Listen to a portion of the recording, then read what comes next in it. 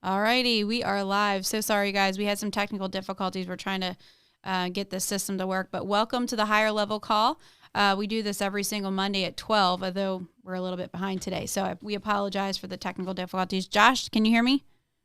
Yeah, I can. Can you hear me? Yes. All right. Hopefully we all got the thumbs up. So we're in two different locations. Sometimes we're usually all in the same podcast studio, but today we're broadcasting. So Josh is actually going to be running the call today, and we're going to pass it over to you. Do you have the numbers? If not, I can read them. I do not have the numbers. Okay. I'll read them off then. All right. So we're going to just cover top 20.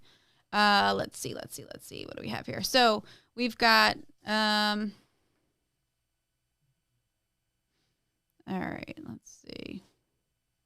Okay, got it. So top 20. First I'm going to read off top 20 issue paid for the first week of December.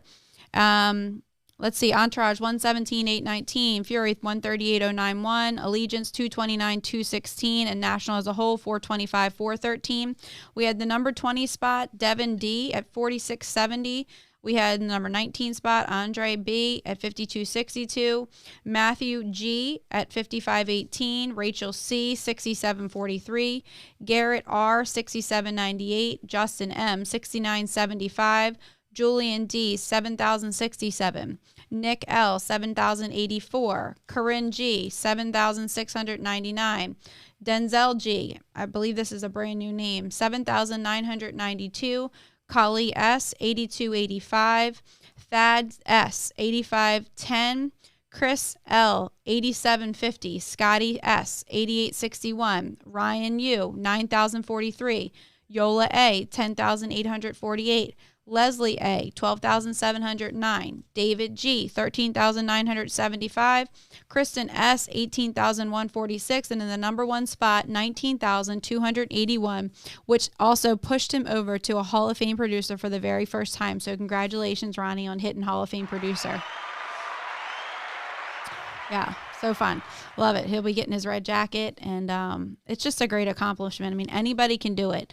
It does take, obviously, and Josh, you see Ronnie every single day in the office. So it takes a very tight schedule. It takes dedication. It takes discipline, and it's every single week. There's not a week that you do not see Ronnie putting up numbers and out there serving families. So great job. So since we were a little late to start, I'm not going to read over Submit It, if that's okay with you, Josh, just because we were Yeah, kind of behind. absolutely. So, but I'm going to let Josh kind of take over the call, and we'll kind of go from here. We're going to go kind of back and forth. So hopefully this works okay with everybody.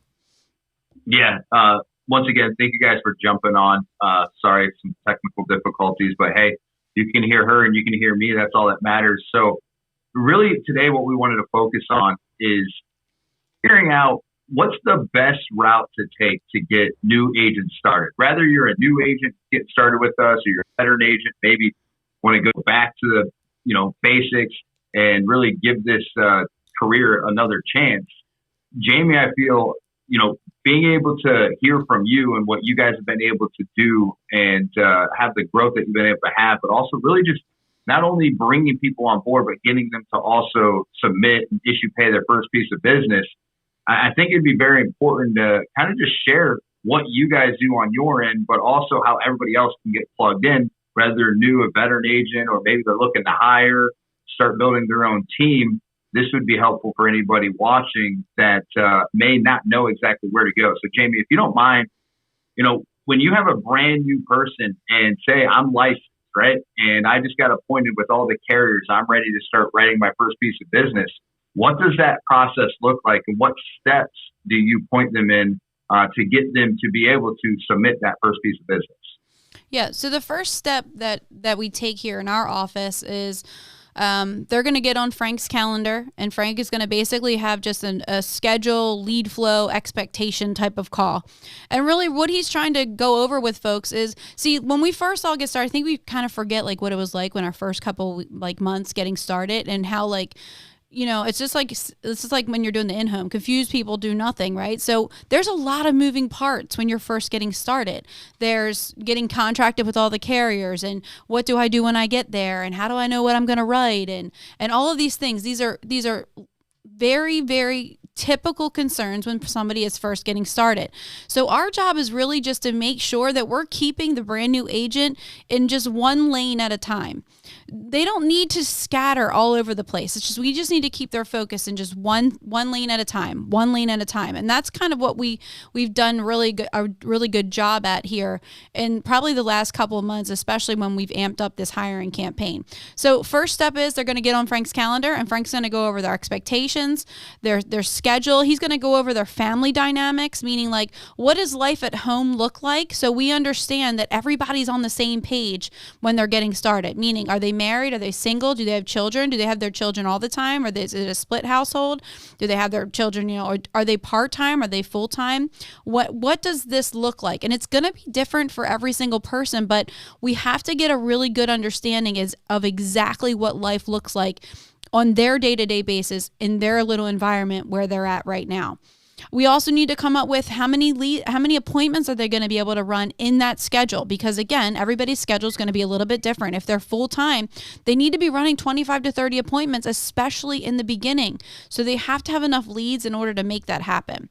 So a lot of that's being done right there with Frank on the very first call when it's time for them to get ready to get started. Any questions with that?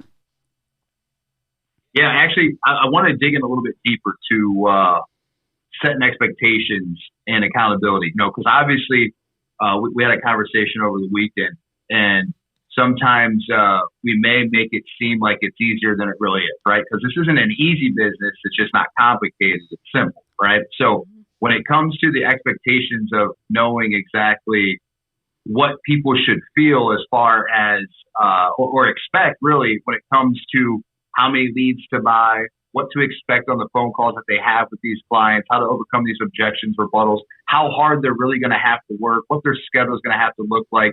Can you kind of just touch on that a little bit on how you set the expectations? Yeah. Because I think that will help all of us tremendously, because if we expect something going into it and it happens, we were already aware. But now if something happens and we weren't expecting it, it can kind of put our guard up. That's a lot of times when people quit right before they even give themselves a chance. So if you don't mind kind of touching on that a little bit. Yeah.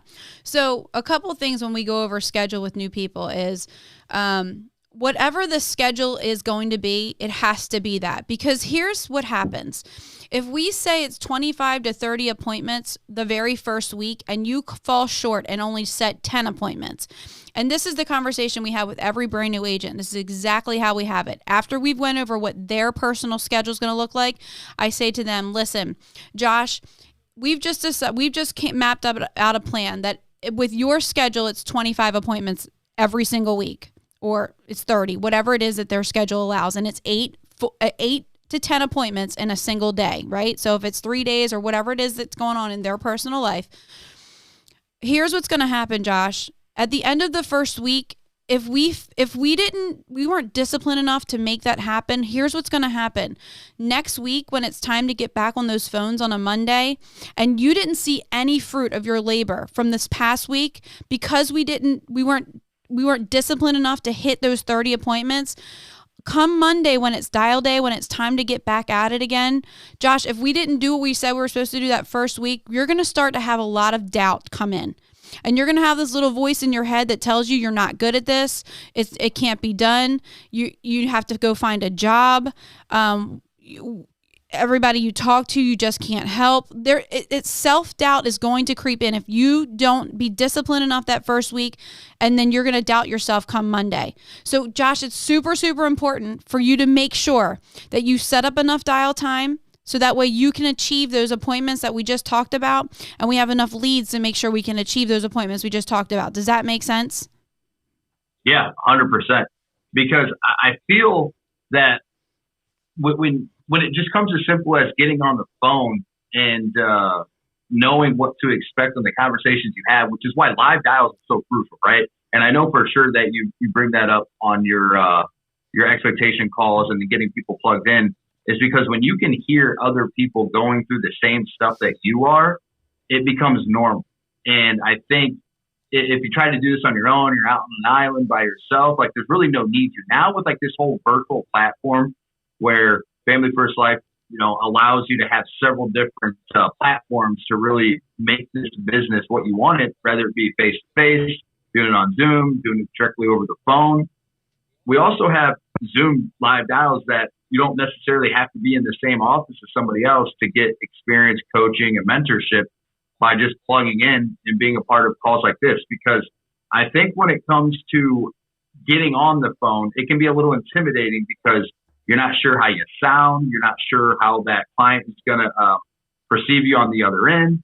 But also when they start throwing out those rebuttals and objections, if you're trying to do this by yourself, you're not really going to know how to handle those, even though that all the training is right in front of you.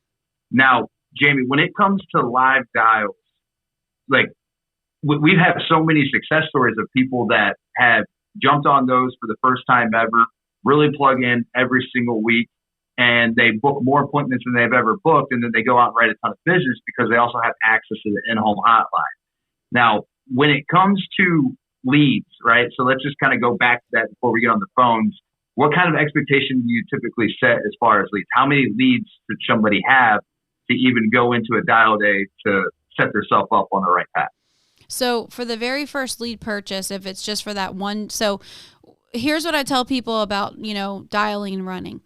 Ideally, we want to get you to dialing and run, dialing and run. But in the beginning, you're not going to be great on the phones.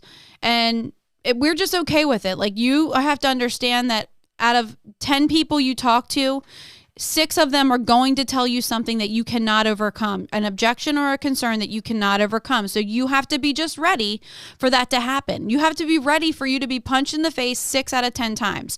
And I'm sure you were already aware of that when you first, got here. It is what it is. You will get better. So that's the good news. But in the beginning, we just have to be on understanding that that's going to happen. So with that being said, we might need a little bit extra leads on the front end because of this situation, because we're going through a learning curve of you getting better. So it's fine. It's fine. So if we're running 8 to 10 appointments, we need to go into the CRM and I tell them exactly which ones they need to pick. We go through that together. We look in the CRM together and say, all right, I want you to get these, and these. And I think a good number for our 8 to 10 dial day for the very first pickup is 70 leads. It's a great number. It's going to give you extra probably on your next dial session, which is fine. But what it's going to do is it's going to give you some confidence so you don't feel like, oh my God, I only have 20 leads and I just called them all and now I don't have enough. And no, 70 is going to give you enough confidence so you have enough people to dial on in that very first dial day. Now, next dial day, you need more leads, and we're going to go over how many you need based on how many you didn't get a hold of that first time. So if you went through all 70, you blasted through them all, well, you're probably going to need another 70. But if you blasted through 40 and got your 10 appointments set and you still have 30, you're only going to need 40 more. So that's kind of how we go through it. It's not a one size fits all because not everybody is as good as other people on the phones. So we have to play that into the plan, the lead plan. Got it. So obviously, like you said, it's situational, right? Because some days you may get more people to answer than other days, but at the end of the day, you have to play the numbers in your favor by making sure that you have plenty of leads. Yes. And this is a business, right? So I think sometimes we need to really understand that, like, just because you're, your own business doesn't mean that you really can work, you should work less. It means that you should be working a little bit more in order to master your craft, to get to that point where maybe owning your own business allows you to have a little bit more time and freedom. But it really comes down to, if you own a business, like I have a friend, he owns a few Subway franchises. Like, if he didn't have money to put up to get those franchises set up, he wouldn't have a business.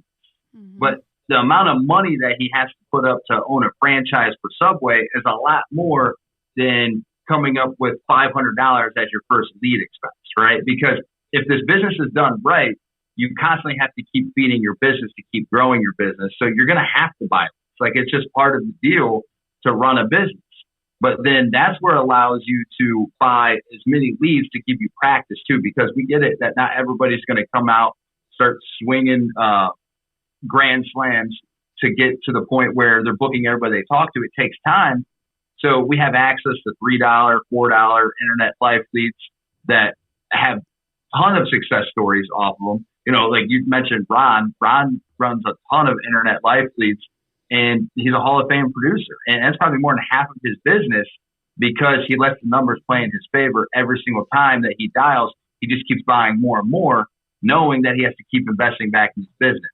So I truly feel like part of the expectations too is knowing what to expect when it comes to owning your own business. Like, yes, you have to invest your time, effort, energy, and money into it, but you don't just do it once. You have to do it over and over and over again. Now, Jamie, you mentioned a good thing when it comes to leads. When you have 70, you feel to 8 to 10 appointments, you get 70 leads. So many people, I feel, try to hold on to those 70 leads as long as they can until they exhaust every single one of them because they think that they're going to save money waiting to purchase that next round of leads. However, it actually costs them money because they're not getting that activity they need in order to get a bigger return on their investment. So going from 70 for one call session to 70 another call session, I mean, it really comes down to what do you want to get out of this business? Are you full-time or are you part-time? If you're part-time, be part-time, which means you're still going to need to work because we realize that in this business, you're going to lose 20 to 30% of your business. So knowing that off the top, no matter if you're part-time or full-time, you still have to be consistent because if you know business is going to fall off, you don't want to get to a point where more business starts falling off than you're writing. So you still have to keep it consistent based off of what you're doing. Now, Jamie, outside of the expectations, getting the lead flow down and making sure that you're consistently purchasing more leads, what does it look like as far as having follow-up conversations with the people that are getting started as far as like what they could use to help out? Like, are you waiting on them to reach out to you? Do you guys reach out to them? Or how does that kind of look? Just so that way I know, because sometimes people are afraid to reach out. You can kind of go into more detail on that. Yeah. So the next step after Frank goes over expectations, schedule, family dynamics, a little bit about leads, he then will kind of pass the call now over to me, and I pick up on, I only talk about exact amount of leads, exactly where they should run, and I go over a little bit about phone tips. They also, at the time when they talked to Frank, he told them that they have to practice the script. They need to listen to those audios on the FFL Agent Hub. So by the time they get to me, which he puts them on my schedule when they think that they can make sure they have the script down, which is usually a day or two later, no longer, because it's a 30-second script. We don't need to, make a career out of practicing the script, right? So he puts them on my calendar, and then now I pick up and I set the expectation about the phones. So he kind of tells me, I know I might reiterate a little bit more about their schedule and the importance of making sure that, what we just talked about, that expectation of whatever amount of appointments that we said that it was going to happen for you this week, it has to be that, or else, what's going to happen Monday when it's time to dial again. So then I kind of go through, now listen, and they send me over their recording too, by the way. Like, they send me over just the first recording. I don't need to do a role play because we all know when you role play, you're not saying, you're reading, you're not saying what somebody actually is going to say when they pick up.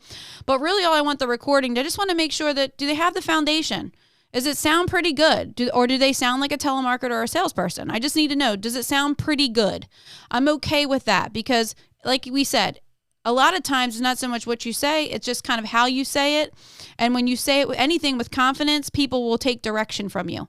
So I kind of go over a little bit about that. I tell them, listen, in the beginning, when you're first getting started on the phones, I need you to record like your first 10 phone calls between you and the client. So that way, if there's anything that you're messing up on, we can fix it quickly. Now, listen, if you're just setting all of them, there's no need to send me anything. Like, it's fine.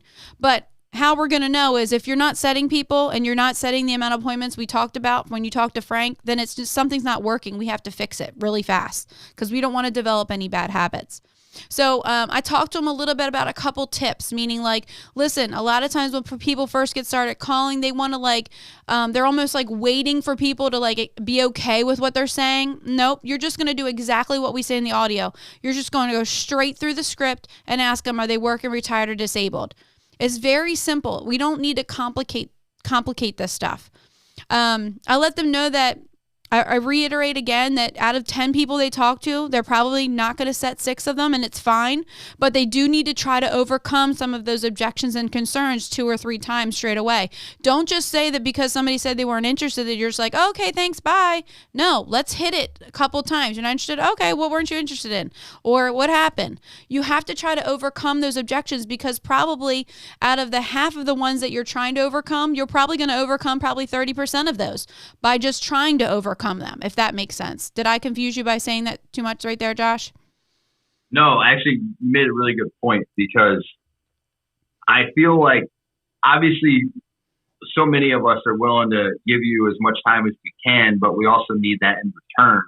And we don't know if something's not working if you don't reach out. And a good way to reach out is definitely by mastering your craft and just making a recording. Like, it doesn't take a lot of time to record yourself doing something you're already supposed to be doing. And then the fact that you're sending it over, trying to get better, of course, we're going to be willing to help. And then that kind of takes you right from that point.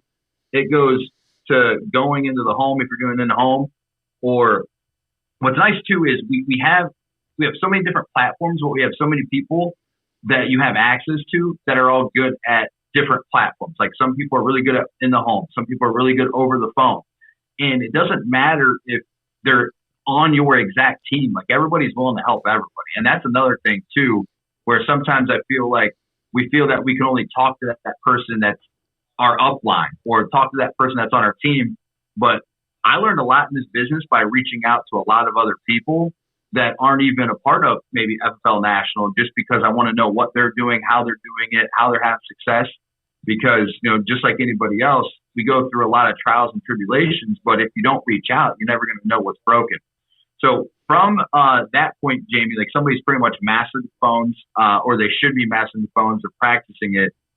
Next is really plugging into the in-home hotline. What you say is like getting them to know that they have access to the in-home hotline to ask the questions when they're in the home. Yeah.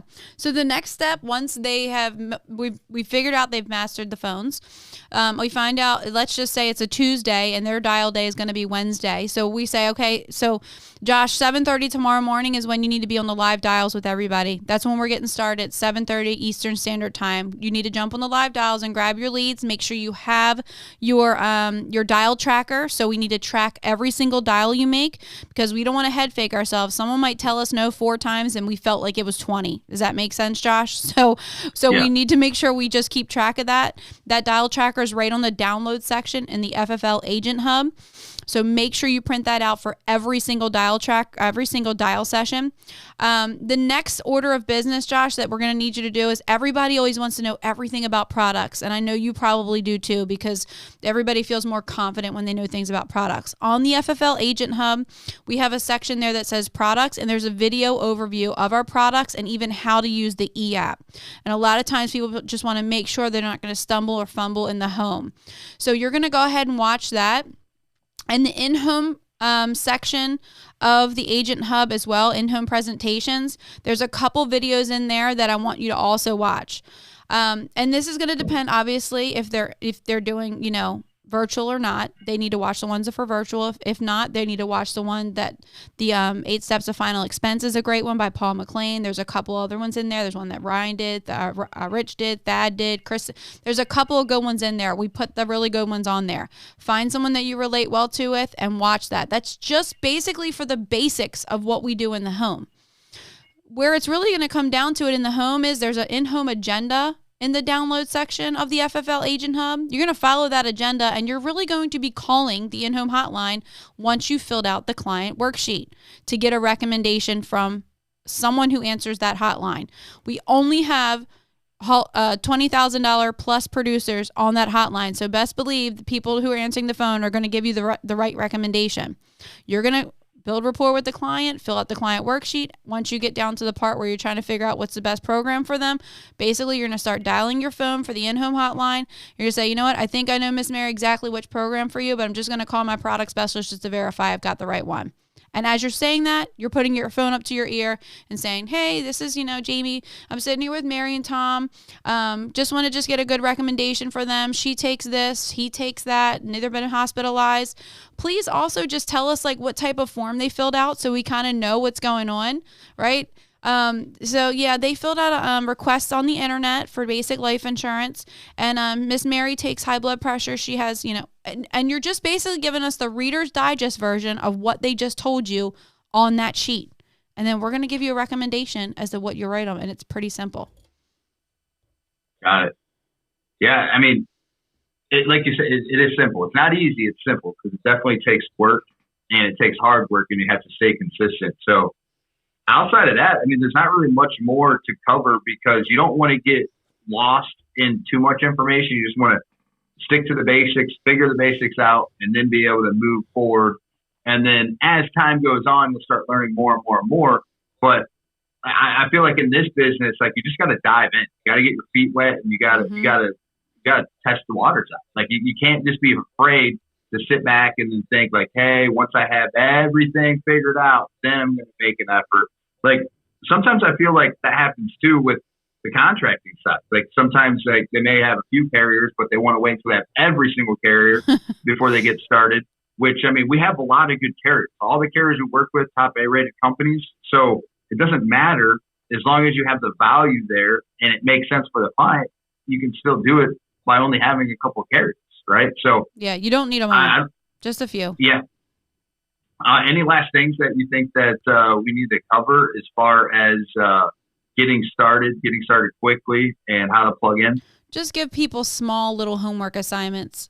We just blasted 30 minutes. We just blasted what we do in 30 minutes. But really, this is broken down in small conversations. This whole thing that we just went over probably happens in 3 or 4 conversations. We're not giving them everything all at once because it will feel very overwhelming and confuse people do nothing. So it's a several step process, but we want to help them achieve whatever it is they want to achieve. Listen, if someone is, like I was telling someone, a brand new agent, it's like 30 appointments a week. He was like, Jamie, can I do 50? And I'm like, oh my God, see, I'm imposing only 30 on him, but he wants to hit more than what the normal agent does. So I'm not going to impose 30. Yeah, 50 then. Let's go. Here's how you do that. So let's meet people where they are and put a plan in place that fits their family and what they have going on and what their goals are. So that way we can make sure that we give them exact blueprint on how to have success here. And it takes a very personal conversations and not just one, several personal conversations to get them out the door so that they can have the success that they wanted here at Family First Life. Awesome. Well, appreciate you for having me on. You guys didn't take notes or catch on what Jamie's saying, it really is that simple. And if you're in a position to building your team and you want to know how to get your agent started quickly, or maybe you're a brand new agent and it didn't happen to you, you have an idea, hold your upline accountable, right? As long as you're willing to put in the time, we'll put in the time. But other than that, appreciate you, Jamie. It was good stuff. Thank you. All right. Have a good one, guys.